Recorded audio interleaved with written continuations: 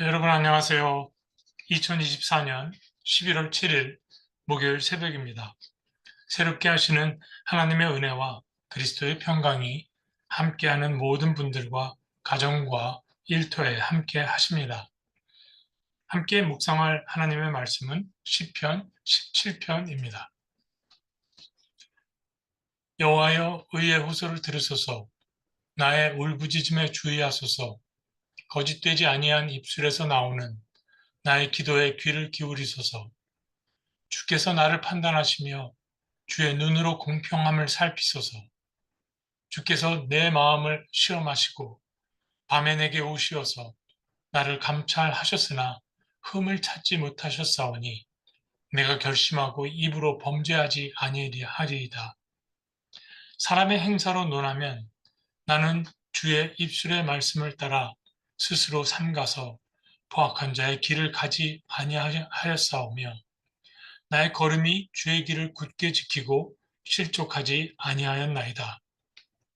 하나님이여 내게 응답하시겠으므로 내가 불렀사오니 내게 귀를 기울여 내 말을 들으소서.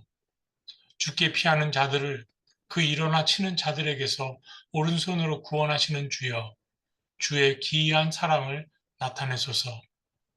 나를 눈동자같이 지키시고 주의 날개 그늘 아래에 감추사 내 앞에서 나를 압제하는 악인들과 나의 목숨을 노리는 원수들에게서 벗어나게 하소서. 그들의 마음은 기름에 잠겼으며 그들의 입은 교만하게 말하나이다. 이제 우리가 걸어가는 것을 그들이 에워싸서 노려보고 땅에 넘어뜨리려 하나이다.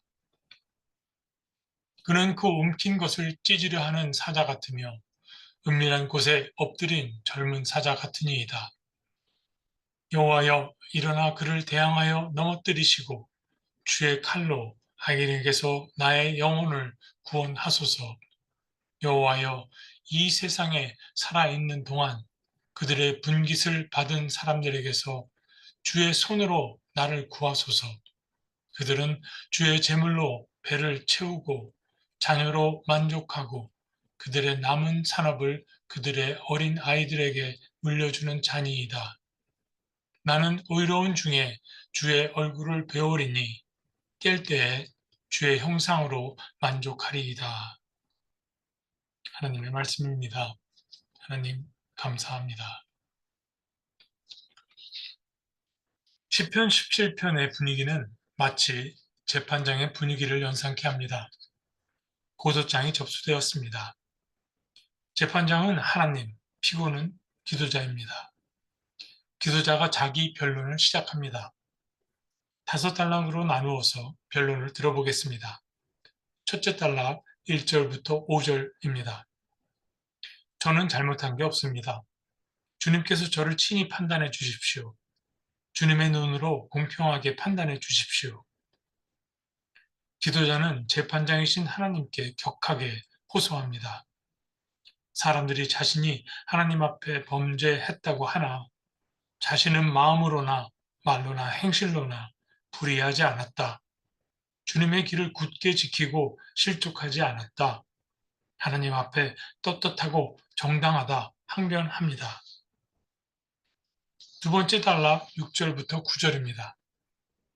제발 제 말을 들어주십시오. 저를 눈동자와 같이 지켜주시고 주의 날개의 그늘 아래 감추셔서 모함하고 죽이려는 사악한 원수들로부터 보호해 주십시오. 무릎 꿇고 두 손 모아 하나님께 신변 보호를 간청하는 기도자의 모습이 연상됩니다. 세 번째 단락 10절부터 12절입니다. 기도자는 그들을 악인들이라 고발합니다. 악인들이 선량한 사람이 지나는 것을 가만히 노려보고 지켰었다가 삽시간에 달려들어 죽이려 든다고요. 이스라엘 민족을 이끌고 애굽을 빠져나올 때 모세의 심정이 이랬을 것 같습니다. 질문합니다. 도대체 어떤 자가 악인이 되며 악인은 어떤 자입니까? 악인을 이마에 뿔난 사람으로 그리기도 하지만 살인자도 평범한 얼굴을 한 사람입니다. 악인은 육안으로 식별되지 않습니다. 왜냐하면 악인은 마음이 자기 안으로 구부러진 사람이기 때문이지요. 악인은 자기를 기준으로 삼습니다. 욕망으로 구부러진 마음으로부터 교만, 거짓, 시기, 탐욕, 원망, 정욕, 나태 등 온갖 죄악들이 비롯됩니다. 그러면 악인의 대척점에 서 있는 의인은 어떤 사람입니까? 자기 밖으로 마음이 향한 사람입니다. 자기가 아니라 하나님을 기준으로 삼기에 타자, 즉 이웃에 대하여 책임을 질 줄 아는 책임지심의 사람입니다. 이것이 시편 기도자의 항변이었던 겁니다. 또 질문합니다. 악인은 왜 의인을 없애려 듭니까? 빛이 어둠을 드러내듯 의인도 악인의 존재를 드러냅니다. 세상이 악으로 만연해야 악인은 살판이 나는데 악인은 그래서 사회를 악으로 전염시키려 부지런합니다.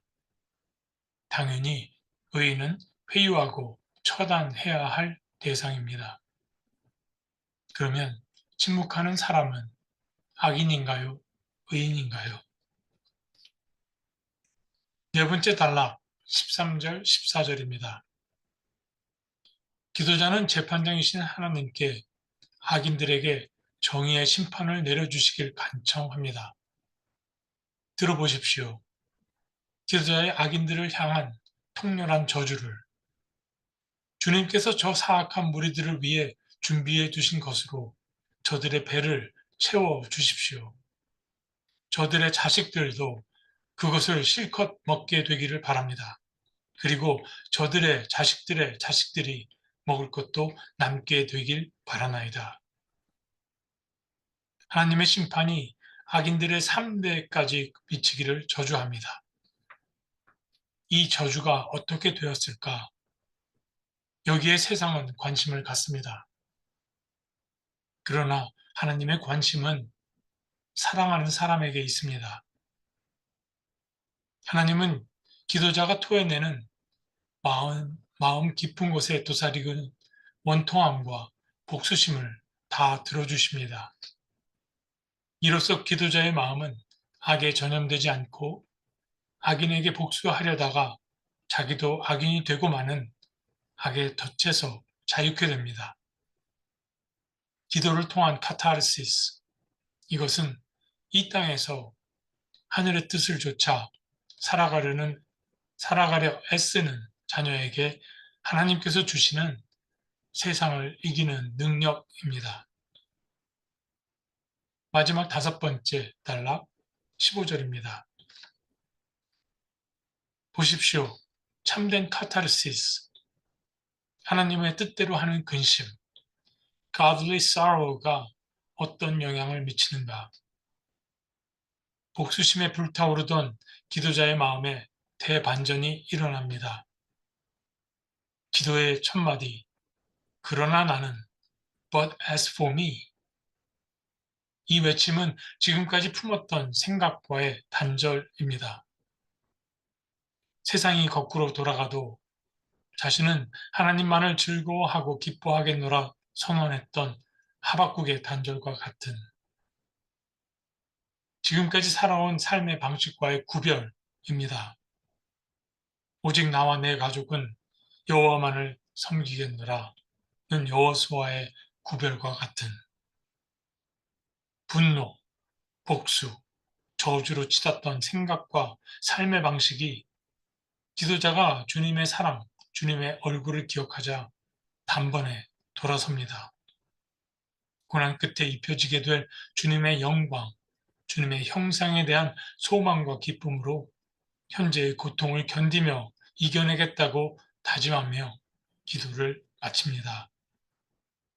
현재의 고난이 하나님께서 바라시는 열매를 풍성히 맺기 위한 가지치기의 연단으로 승화되었습니다. 기도자는 기도 가운데 문제의 본질인 악으로부터 구원을 받았습니다. 얼굴에 근심의 그림자가 걷히며 어느새 얼굴에 환한 생명의 기운이 돌기 시작합니다. 사랑하는 여러분, 오늘 시편이 주는 깨달음은 무엇일까요? 저는 한계라는 단어를 떠올립니다. 시편 17편은 한계에 부딪힌 기도자의 탄원 기도입니다. 무기력, 분노, 좌절, 절망, 복수심, 자책 등 음침한 감정들이 깊이 배어 있습니다. 인생의 높은 벽, 오르지 못할 높은 산과 같은 한계에 부딪힐 때 이런 감정들이 엄습해 옵니다. 이런 감정에서 자유로운 사람은 없습니다. 모든 한계의 절정은 알면서도 바라기 싫어하는 죽음입니다. 사실 시편 기도자도 죽음이라는 한계에 부딪혀 두려웠던 겁니다. 한계가 없는 인간은 없습니다. 인간이 유한하기 때문입니다. 중요한 것은 한계에 대한 태도, 한계를 바라보는 방식입니다. 한계에 부딪힐 때 더 이상은 안 돼, 끝났어 라며 낭망하고 철퍼덕 주저앉을 수 있습니다. 시편 기도자도 그랬습니다. 그러나 그에게는 다른 점이 있었습니다. 그는 하나님의 사랑이 자기 안에 언제나 함께 하심을 기억해냈고 다시 일어섰습니다. Not by sight, but by faith. 그리고 육안이 아닌 오직 믿음으로 하나님과 동행해 왔던 길을 다시 갑니다. 보이는 한계의 현실은 당장 변한 게 없으나 하나님의 사랑에 대한 확신이 한계에 대한 생각을 바꾸었고 그는 더 이상 한계에 몰입되지 않습니다. 한계는 사망 선고가 아니라 오히려 하나님을 향한 그의 소망을 굳세게 하는 기회가 되었습니다. 생각이 바뀌자 죽음에서 생명이 피어났습니다. 믿음이란 토양에서 한계는 소망의 꽃을 피우는 걸음이 되었던 겁니다. 이것이 오늘 시편이 주는 깨달음이라 생각합니다. 악의 그림자가 드리운 세상에서 좌절과 낭망으로 포기가 늘어날수록 생명의 박동은 약해지고 죽음의 그림자는 짙어집니다. 세상은 생명을 부정하고 죽음을 숭배합니다. 빛을 부정하고 어둠을 숭배합니다. 그러나 세상의 어둠 속에서 죽음의 권세를 이기고 영원한 생명길 되신 그분의 살아계심을 기념하며 사는 사람들이 있습니다. 모이기를 힘쓰고 함께 떡을 떼며 그분이 가신 길을 따라 걷는 사람들이 있습니다. 소망의 이야기를 나누며 가난하고 외롭고 소외되고 삶의 가장자리로 내몰린 이웃에게 다가가 순수와 진솔과 따뜻함으로 생명을 전하는 사람들이 있습니다. 하나님의 사랑에 붙들려 오직 사랑만이 한계를 극복할 수 있음을 삶으로 실천하는 사람들이 있습니다. 그 사람들이 지금 저의 이야기를 듣고 계시는 바로 당신입니다. 그러니 기운 차리십시오. 힘내십시오. 흔들리고 넘어져도 분연히 일어나 주님 가신 그 길 다시 가십시다. 어깨동무로 우리 함께 하나님의 사랑을 노래하면서 우직하게 비가 오나 눈이 오나 가십시다. 소망의 주님, 살면서 한계에 부딪히며 낭망하고 좌절하고 포기하고 싶을 때가 한두 번이 아닙니다. 왜 나만 힘드나 불평도 합니다. 주님은 그런 저를 보듬어 주시고 함께 계시며 도우시고 계심을 기억하게 하십니다. 주님 감사합니다. 주님의 신실하신 사랑을 늘 기억하며 다시 일어나 주님만 바라보며 주님 가신 그 길 겸손히 따르게 하옵소서. 저의 연약함을 아시오니 제 손을 잡아 인도하여 주옵소서. 예수 그리스도 이름으로 기도합니다. 아멘. 네, 오늘 시편 17편 묵상 마치겠습니다. 개인적으로 묵상하신 후에 기도하는 시간 가지시길 바랍니다.